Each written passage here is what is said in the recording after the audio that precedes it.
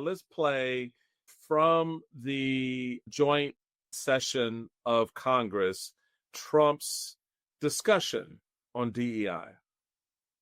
We've ended the tyranny of so-called diversity, equity, and inclusion policies all across the entire federal government and indeed the private sector and our military. And our country will be woke no longer.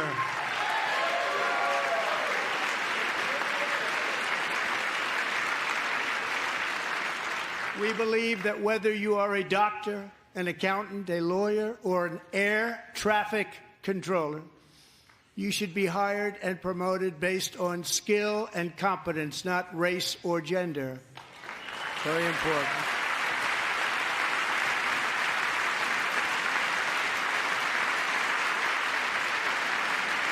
You should be hired based on merit.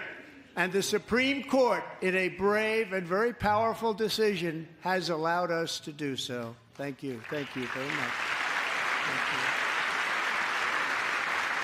Thank you. We have removed the poison of critical race theory from our public schools, and I signed an order making it the official policy of the United States government that there are only two genders, male and female.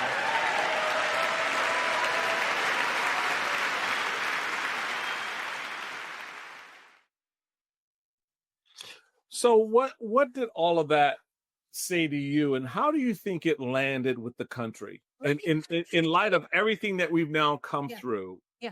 Let me cut to the chase. The president of the United States was George Wallace reborn. What he basically said was segregation now, segregation forever.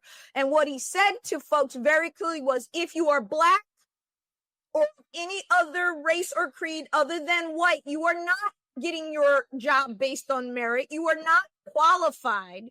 And if you are doing this thing on gender or race and taking those factors into consideration, you're grabbing some deserving white guy's job or some deserving white person's whatever position, you know, getting rid of a guy like C.Q. Brown, chairman of the Joint Chiefs. What an honored and storied career in the Air Force, you know, making the rank of general. Yeah. And being on the Joint Chiefs for, by the way, a term that should have survived being fired, just like the FBI director and others. We have these things in place for a reason.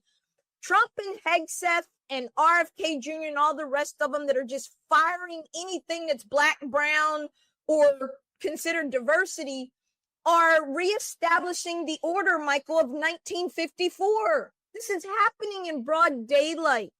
And they've made it okay by telling white people, it goes back to what Lyndon Johnson said about if you can take the lowest white man and convince him that his pockets are being picked by a black man or someone else at his expense, you can keep his vote forever. I'm paraphrasing, but everybody knows that famous. Oh yeah, no, Johnson did say that, yes. And the point is that these boys, and I call them these old boys, the old boys network, have figured out how to play this game based on fear. It has worked from the beginning of the founding of this great republic, when Jefferson and Adams and Ben Franklin sat in the room as Jefferson's penning the Declaration. In Jefferson's original declaration, he wants to get rid of slavery. He's a slave owner, but he understands that the institution is odious, it shouldn't exist, and that it's not okay. He tries to blame it on King George, but of course they tell him, you can't put that in there, because the South will never tolerate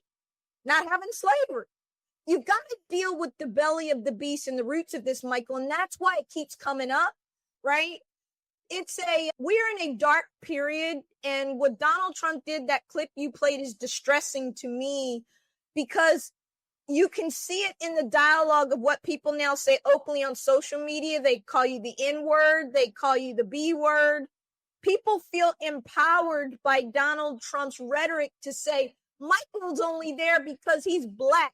And Michael didn't earn anything. Forget about his John Hopkins degree and his accolades and his academic credentials. He just got it because he's black. So let's go to the core of that, because I can tell you 40 years of that conversation But it really does go to the heart. What is it that, going back to that moment where you've got two resumes, right?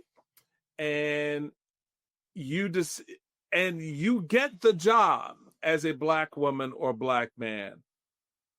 What is it about? I don't know. What is it? Why would anyone think that you weren't qualified to do the job that you've just been hired to do? You're an air traffic controller. So before, when planes crash under white air traffic controllers, that was just what? Versus when an airplane crashes under the watchful eye of a person of color, a Black traffic controller, because that's what the whole DEI thing is about. They immediately jump to this conclusion that the air traffic controller in the helicopter crash, or the pilots in the helicopter crash, in the airplane crash, and it was none of the above, were people of color, and they were not. They were all white. But you get a little credence, like Charlie Kirk, who gets up and says, well, if I see a Black pilot when I get on the plane, I don't know, because that's DEI. And so what they've done is they've polluted the media, whether it's television or whether it's online, whatever it is in the workplace. And because of the misinformation and the disinformation, and Michael, one of the things that's going to wreck this republic if we live to see our 250th next year is the lack of civics, the lack of basic understanding about how government works, how we elect people, why we elect them, what Articles 1, 2, and 3 say, and the basic lack of understanding of race in this country and racism, which is why critical race theory, Derek Bell came up with that, which simply means that there are systemic structures that still exist, to your point with the two resumes, that will always favor the majority. And I think that this wokeness thing is something we should talk about too, Michael, because it goes back to your point of, what do I do with these two resumes? Well, if diversity, equity, and inclusion is something that we practice at Costco, and I'm a Costco exec, then I'm going to look at my workforce numbers and say, I've got really good people. But man, I've got 99% of my managers in the warehouse are white guys. I've got an applicant pool here of women and some people of color who clearly are qualified. I would like to bring those people into my workforce because people that look like that shop at my store and spend their dollars at my store. That's what the Montgomery bus boycott is all about. That's what it's about when we talk about inclusion. If you want my damn money, Target and Walmart and Amazon, then you better have people who look like me working at your company, or why should I spend my money there if you don't promote people who have my life experience too? So that is all spot on, accurate, dead to the point. But here's what I've heard as a response to that. Well, these stores, these shops, the places where people spend their money, they've always been white run. Yeah, you may have a corner store in a neighborhood that's either mixed or majority Black. There was no need to hire Black people to work in that store at a management level. Yeah, they could come and clean the floor at the end of the evening, or they could, stock my shelves. But there was no correlation between who owned the store, who managed the store, and the community that store was in. And so the pushback is that's politically correctness. That's political correctness. That because that's racist is what it is. Well, that's kind of what I pointed out. But I'm just, they're thinking because follow that through. You and I are lawyers. Let's go back to our logic in our first year of law school. What that means is only white people should run things, manage things. You others can do the grunt work, because that's the way it was in 1954. But it's not even the grunt work. It's, I know everybody else, you others, black, brown, gay, lesbian, whatever, you're going to shop in my store. You're going to come to my store. And let me give you a modern day example of what I'm talking about. I live in Prince George's County, Maryland. Mm-hmm. Once the wealthiest black county in the country. It is no longer. The county next door has now moved because black folks have moved, right? Yep. And they've taken their money and they've moved, but it's still a wealthy black county. Yep. No doubt. We don't have a place or places in this county that facilitate shopping and restaurants that you see in the surrounding white counties. You mean like Tyson's Corner in Mount Virginia? Tyson's Corner, Bethesda, Maryland, Annapolis, Maryland, etc. You wrote a piece that I think sort of sets this up when Donald Trump came out and talked about and showed the graphics, the Time magazine graphic of him as a king. King Donald I, and you kind of put the question out there. So what does this all look like with King Donald I? Well, I really talk about it in the context of the founding fathers, again, as we approach that sesquicentennial next year in 2026, 250 years, Lord willing. And obviously this country was formed, these United States, in rebellion to a king, an authoritarian who felt that he could come and take your tea, take your money, take your family, take your house, and that you owed him homage across an ocean, that he could send his Hessian soldiers or his soldiers at any time. They could kick in your door and he could tell you when and where and how to think and what to do. And they were like, wait a minute, no, that's not who we want to be. We're individual colonies, we're independent. And so fast forward to 2025, we have 50 sister states. They are sovereign under the 10th Amendment to those powers not vested in the federal government. But when you look at what Donald Trump has done with putting Elon Musk, Michael, he's unelected. He is unsenate confirmed. I don't know why he's there. I don't understand it, but he has been given power. He sleeps at the White House. He's on Air Force One. He comes on the lawn with his mother and his child. In fact, you saw the press conference with the child, right? Yes. Tells Donald Trump to shut your mouth. Right. You don't belong here. Right. And you're not the president of the United States. So I guess your daddy is? That speech last night, that joint session, State of the Union, whatever you want to call it, he laid out very clearly that he is the executive, has all the power vested in him. He's going to take Greenland one way or another. I couldn't believe he said it, but he did.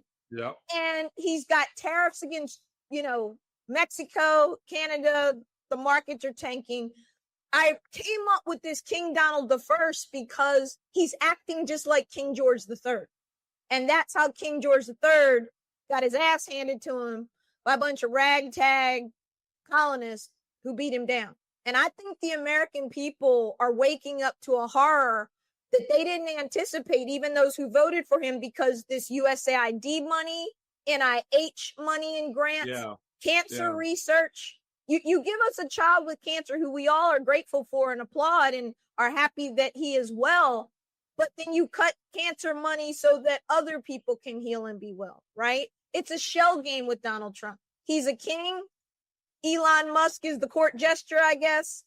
And, I'd love your thoughts on where you see us right now as a republic, because I think we're in very, very, very deep. I think we're in trouble, and I think we're in trouble on a number of fronts at the same time. You have certainly the domestic disruption, no doubt. But then you also have the foreign entanglements and between Israel and the European entanglements with Ukraine. And I think in many respects that was kind of manifest in how that meeting with President Zelenskyy went in the Oval Office. The big setup. It was very clearly, it was contrived to go the way it went. J.D. Vance, who anyone, and I've, a lot of our mutual friends have worked in the Oval, and certainly my co-host Simone Sanders Townsend, having worked there with Kamala Harris, was one of the first to say, when you're on the couch in the Oval Office, you don't speak. Even if you're the vice president of the United States, you do not open your mouth unless you are given permission by the president to speak. Case in point, if Zelenskyy had looked directly, which he did at one point, and asked J.D. Vance the question, what do you mean? What are you talking about? When you J.D. Vance, under the normal circumstances, does not have permission to respond to President Zelenskyy unless it's given to him by President Trump. It's called protocol, folks. It's called protocol. And the fact that he went full on MAGA in the middle of that. He did. Now, remember, folks, the first 40 minutes of that conversation was a normal conversation. It turned when the trigger language or the trigger words were used, last question. And that's when J.D. Vance showed his ass. He really did. did. So you see this sort of setup. You see Rubio sitting there like a little boy. Well, Rubio, God bless Marco. It was hard. I've known Marco a long time. His ass big this one, he did. I just, and as I said to a lot of our mutual friends, I said it's a shame to watch someone like him get punked the way he is by Donald Trump, because he's a DEI hire. He's a DEI hire, as a number of them are. A number of the people are a DEI hire. But the interesting thing is, it's something I knew from my experience with Trump, and it's something that Michael Cohen confirmed from his lived experience, because he got punked too. And Trump has this tendency, once he knows your weakness and you then wind up he gets you pulled into his orbit, he will always use that weakness against you and make you do things and say things that are counter to your core beliefs or whatever you once held as a view. Marco was one of the leading senators supporting Ukraine, one of its greatest defenders. He, along with John McCain, God rest him, were at the forefront when Crimea fell, warned about Ukraine, talked about Russian incursion and invasion in a very authentic way. And now Donald Trump has got him sitting there as the key piece of deconstructing Ukraine on behalf of Vladimir Putin. That's the ultimate punking. And so you have these tableaus that are playing out, Sophia, and it really makes you ask yourself, what does it mean, not just for the U.S.-Ukraine relationships, but to your point in your article of King Donald I, how does this illusion that he's creating impact the way our adversaries and our allies respond to us? Well, Michael, you've been doing this a long time. I've been doing this a long time. And I have to be honest, to see what you just outlined, take someone like Marco Rubio, a senator, someone who at one point had integrity, and to J.D. Vance, all of them. All of them. It reminds me, you're a man of faith. I'm a woman of faith. It reminds me of the Apostle Paul in Romans 7:7. What a wretched man I am. The very thing I don't want to do, I find myself doing. I feel like Trump has this power that is nefarious. It has an evil hint to it in a way that, like authoritarians, like tyrannical monarchs of old, which we can point to many of them throughout history, they destroy, they take good people, they flip them to the dark side, if you will, or turn them against their own people. And we're seeing that. And so I really give a lot of respect to Europe in this past week for stepping up, from the Brits to the French to the Italians to every other NATO country, that I think really got a wake-up call, Michael, after that Oval Office visit. I think people were shook by that worldwide. That damn, I agree. really gone down a hole. To your point, you have the Kremlin. I keep referring to the Kremlin because that's what they are. This is the mindset and the framing of Vladimir Putin, because he is the old KGB. So let's and play he's with good at stop. it. He's very good at it. He's very good at it. But they put out a statement saying they are happy to see that U.S. and Russia foreign policy is now aligned. America, wake your ass up. Understand exactly when the Russians put out a statement that says our foreign policy, and we all know what their foreign policy is, and the U.S. foreign policy, and you know what our foreign policy has been, right? Going back to Romney, who labeled it in the 2012 election, they are our enemy.